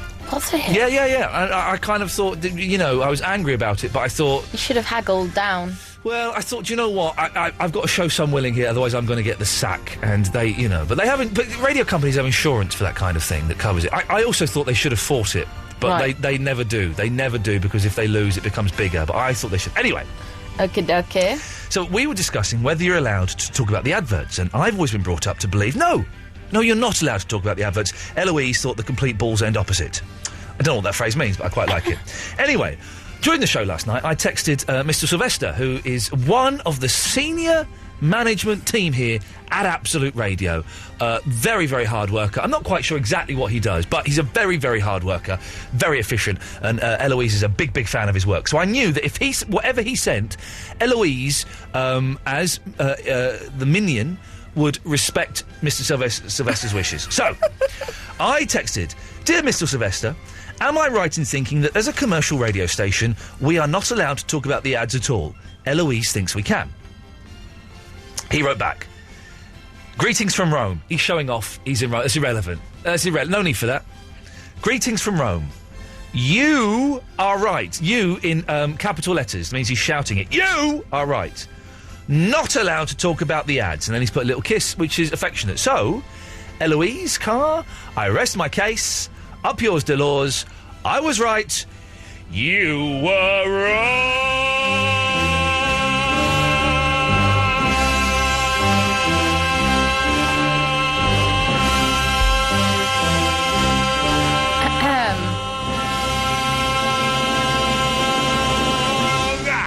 But what? To counter you asking Paul Sylvester, I asked the person above him. Who's that? Mr. Grace Jr. Oh. And said, "Can we talk about the ads?" Right, okay. This will be interesting. He said, "If you're talking in a neutral way, you can, but..." There's a caveat, yes. But. She says but. Where's the but going to be? It's going to be on my side. You shouldn't let the listeners do it, because they're rarely neutral. So, I admit, I shouldn't have put that caller on. But... No. You're twisting it here. Well done, well spotted. Yes, I was twisting it. Because... Yes. If they were going to be neutral, it wouldn't have been bad. And it still means that we can talk about it if we are neutral. Okay. But to be on safe grounds, we shouldn't. But we can if we're being neutral. You can't have a sentence with 6 buts in. Can I come in now, Eloise? Can I say something? Okay. First of all, the callers shouldn't talk about the ads at all. Well, they can if they're being neutral, but we don't know if they're ever going to be, so we should say no to them. Okay. This isn't what you said last night, Eloise.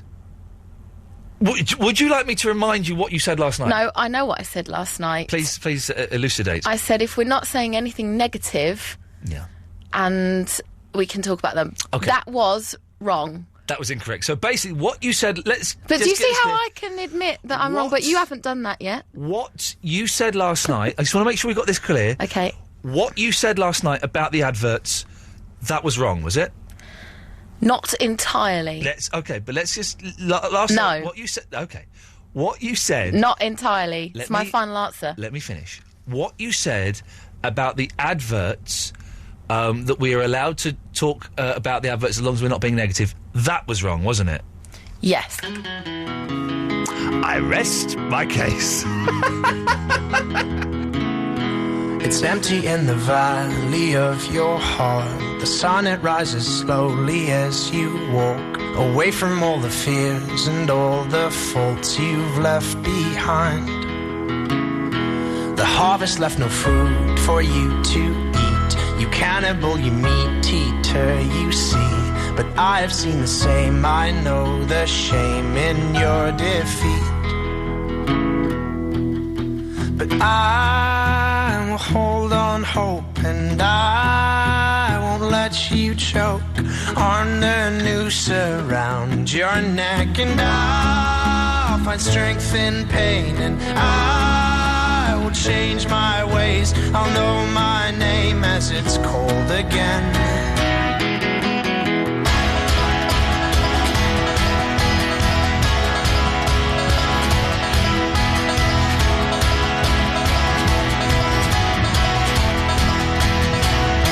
'Cause I have other things to fill my time. You take what is yours and I'll take mine. Now let me at the truth which will refresh my broken mind. So tie me to a post and block my ears. I can see where those orphans through my tears, and know my call despite my faults and despite my growing fears. But I will hold on hope, and I won't let you choke on the noose around your neck. And I'll find strength in pain, and I will change my ways. I'll know my name as it's cold again. So come out of your cave, walking on your hands, and see the world hanging upside down. You can understand dependence when you know the maker's land. So make your sirens call and sing all you want. I will not hear what you have to say, 'cause I need freedom now, and I need to know how to live my life as it's meant to be.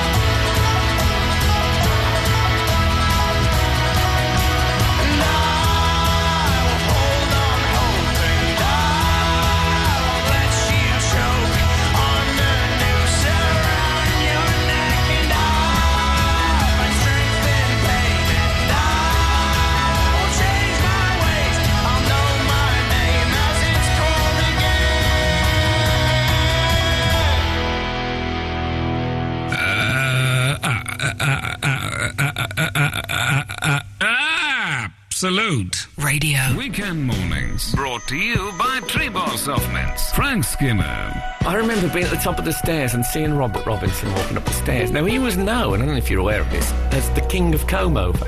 But he didn't have a comb over. He had a sort of a comb round. It was an absolute work of art. It was like a spiral, a Brill cream spiral of... Wow. If he'd pirouetted, I think I would have been hypnotised. Frank Skinner, Saturday morning at 8. Brought to you by Treebor Soft Mints. Working towards a mintier world. Absolute Radio.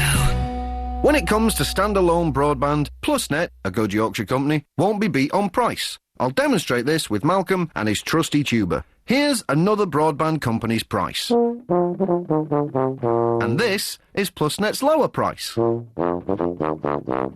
matter how low another company's price, PlusNet will always be lower. For more music to your ears, search PlusNet online. PlusNet, good, honest broadband from Yorkshire. Refers to equivalent broadband-only products against PlusNet value. BT line needed. Visit plus.net for price promise details. Subject to availability and setup fee. Conditions apply. The Absolute Radio Ticket Store. The man. The guitar. The legend. Jeff Beck.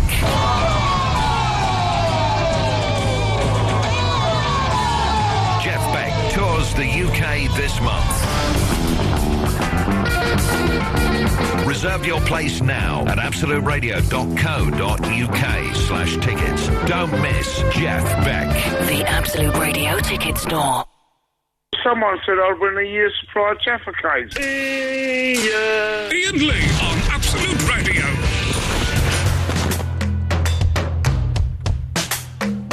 There's a drumming noise inside my head that starts when you're around. I swear that you could hear it, it makes such an almighty sound. There's a drumming noise inside my head that throws me to the ground.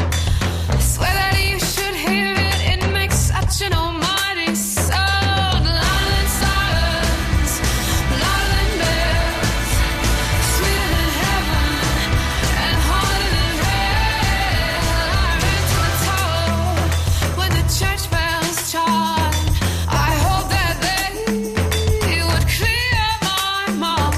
They left it ringing in my ear, but that drum's still beating loud and clear. Louder than silence, louder than bells, sweeter than heaven and harder than hell.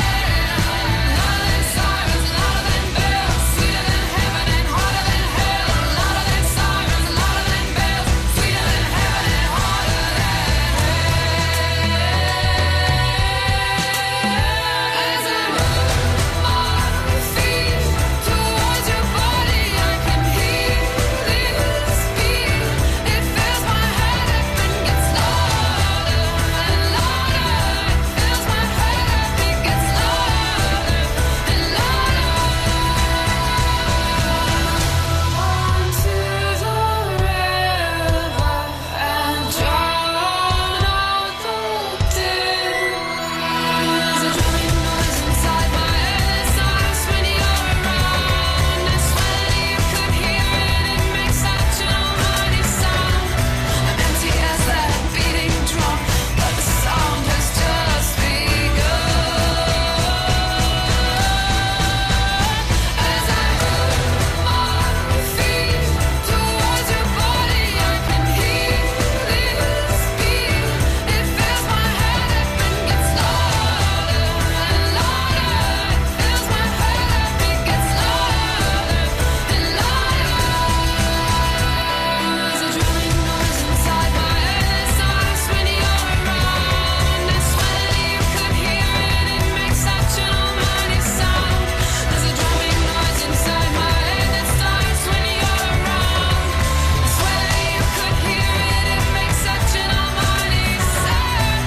Louder than sirens, louder than bells, sweeter than heaven and harder than hell. Louder than sirens, louder than bells, sweeter than heaven and harder than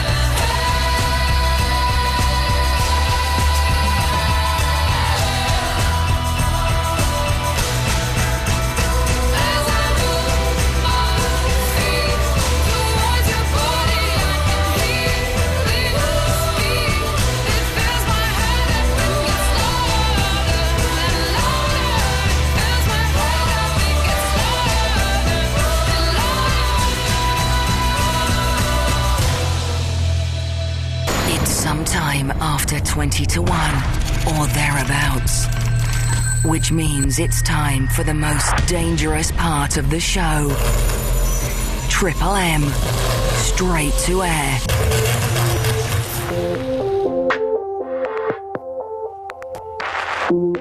So for the last 15 minutes of the show before Mark Crosley comes in, we'll take your call straight to air if you want to give us a call. 0330 123 1215. Is that slow enough for you? Press button 1, the phone will ring, and I'll take some calls randomly to air. Don't swear, don't be libelous. We have a 7-second delay, so I can dump anything and ban you from ever calling in. A little bit of business. Don't forget to join the Facebook page, facebook.com/Iain Lee Show. Also, the iTunes podcasts, they're working now. Apparently, Eloise sent a very firm email to the boss of iTunes. Nothing happened. She sent another one, CCing the boss of Absolute Radio in. Something happened. So well done, Eloise. Nice work. So you should be able to get last week's and this week's full podcast and the best podcasts as well. And don't forget, next week, I'm not here. I'm doing Jeff's drive time, home time show. Monday to Friday, it's 5 till 8 o'clock, 3-hour show, blimey. Haven't done one of them for a while. So do join me. We'll have phone calls and the usual business and bits and pieces, and we'll see what we can do, shall we? We'll have some fun. So that's next week, Mondays to Friday, 5 till 8. But the last 15 minutes of the show, if you want to give us a call now, and you can do anything you want. You can talk about the stuff we've talked about. You can talk about what's happening in Chile. You can sing a song. You can make rude noises. Do whatever you want. I don't care. 0330 123 1215 is the phone number. Press button 1 and then wait. And then you could be on the air like this. Line 4, you're on the wireless. Oh, they bottled it. We go. Doesn't always work. Line 2, you're on the wireless. Hello. Hello, line 2, you're on the air. Turn your radio off. Hi. Hello. Hello, Ian. Hello there. Right, the reason for my call is I couldn't cut myself off last time I called. Your intro music. Oh, yes. I was thinking of the opening of the Riverboat song by Ocean Colour Scene. Well, hang on, wasn't that the theme tune to TFI Friday? I don't know, I never watched TFI Friday. Yeah, well, down. Yep. Yeah, that was TFI Friday. Oh, well, I think big and announcing, sort of like a big, you're right. strong presence. It's an excellent theme tune, without a shadow of a doubt, but I fear it's too closely associated to the Ginger one for us to be able to use it. I can understand why. But thank you for the suggestion, Bob. Right, yeah. Cheers, my dears. We are looking, and we'll make a decision by the end of this week. We are looking for a theme tune for the show, because I'm a bit bored of the Rocky theme, and it'll be nice to have something different. And we got people suggesting, we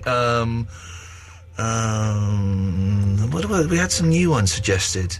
Rock Lobster by the B-52s, Woolly Bully, Louie Louie, Mind Your Language. Yeah, I kind of tried that. The Naked Gun theme. Thank you, Mick, for that. If you've got any suggestions, 0330. No, email. You can email those, don't you? Or call us. Ian.lee@absoluteradio.co.uk. Do I sound tired? I'm very tired all of a sudden. Tired and hungry, and I've got no food in. My dinner this evening was a Boots cheese and coleslaw sandwich. And for dessert, I had some Tang Fastics. Tang Fastics are delicious. They're not a dessert, though, are they? You can't eat them as a dessert. 4, you're on the wireless. Yeah, man. I've got an idea for a theme for you. For a theme? The theme music, sorry. Yes, go on. The theme tune from Sonic the Hedgehog 1. I should have that on my... Remind me how it went. Keep going. That's as much as I can remember. Oh, OK. Well, hang on. I wonder if I've got Sonic on... You know, sometimes on your iPod, if you... Oh, there we go. Look, you can make the letters change. Right, hang on. I don't know, I've still got an old one, what they call an iPod Classic. Oh, the iPod Classic. Oh, was it the black and white screen? Yeah, man. Oh, wicked. Have you changed the battery, or is the battery still going? No, it's still the old white one. Really? Yeah, it's still barely alive. Because I had to change my battery now. I wonder where my old iPod Classic is. I used to love that big brick. I'm talking while I try and find... I've got LMN... No, I haven't got it. No. Thanks for that, Dr. Doom. Oh, okay, goodbye. Bye-bye, goodbye. There we go. What a polite young anarchist he was. Let's see where we're going here. Let's go to line 2. 2, oh, I pressed the cut-off button. Sorry, line 2, call back. 5, you're on the wireless. Hello? Hello, Ian, it's Mark. Well, not Mark. I'm just getting that little tingle. What's that, mate? Tingle in the dingle. No, tingle in the back of my throat that makes me think I'm getting a cold. Have you got a cold, love? I think I'm getting a cold. Have you got some, as Barry would say, some honey linctus? No, I'm going to get some... There's a lovely grocer's near me, and I shall go and get some... a grocer's? That's greengrocers. very 1920s, the grocer's. Well, what is he? Well, it's a pharmacy, isn't it? No, greengrocers I'm going. No, the pharmacy. Oh, greengrocer. Oh, okay, yeah, okay. What's the name? Here's something for you. What's the name? What's the job description? The job... Here we go, second. What's the job title of the man that runs this country? Do you want the clean version or the... Let's have the clean version. He's the Prime Minister. Oh, okay. Now, you say... interesting one, Nut. You say it right. You say the Prime Minister. Yes. But no one does. I don't think... I don't. I kind of make it into one word. I say the Prime Minister. The Prime Minister. No, you're wrong. It's 2 words. No, it is 2 words. You're right. But I say Prime Minister. Prime Minister. Prime Minister. So you've got me doing it now. Well, I think that most people do. We'll talk about this tomorrow, because I've been into this for ages. But and I tried, as I became aware that I was doing this, I tried to say Prime Minister, and it just sounds wrong. It does, because it seems like it's like one word. You're right, what you say. It's like it should be one word. Prime Minister. Prime. I've got a Minister. theme music for you. Yeah, go on. Can I play it? Yeah. Yeah, go on. I don't know if you'll hear it. It's the theme from the Carry On Doctor. You ready? Okay, go on. Here you go.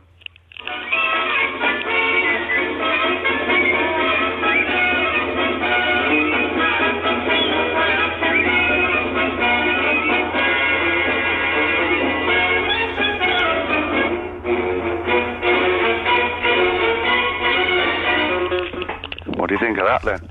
No. I'm right in saying that Carry On films are not funny in the slightest, are they? They're utter rubbish. Maybe we'll talk about this tomorrow as well. They're rubbish. And you get people going, oh no, they're classic British comedies. They're rubbish. Really, really rubbish.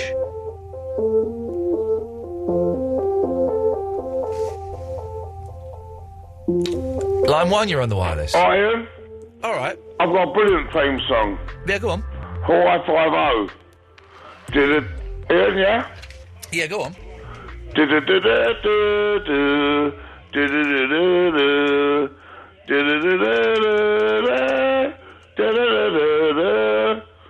And plus, Ian, right? I'm colourblind. Ian? Ian, the sky is nice and blue. The stars are black. Yeah? Have you heard Sammy Davis Jr. singing the theme tune to Hawaii 5-0? And plus, I've got tunnels. Yeah. Hello. Tunnel vision. Yeah. Cross-eyed. Yes. Have you heard Sammy Davis Jr. singing the theme tune to Hawaii 5-0? No, how does it go? It goes a little bit like this.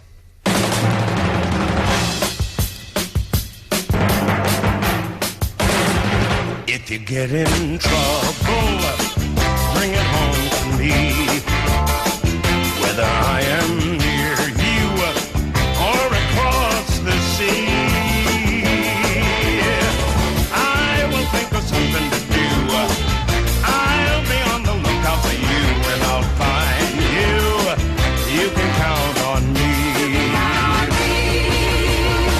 And don't you let 'em get you up against the wall, 'cause I'll be there to catch you, and I won't let you fall. Call me if they hit you below. Call me when there's nowhere to go, and I'll be there. You can count on me. You can count on me.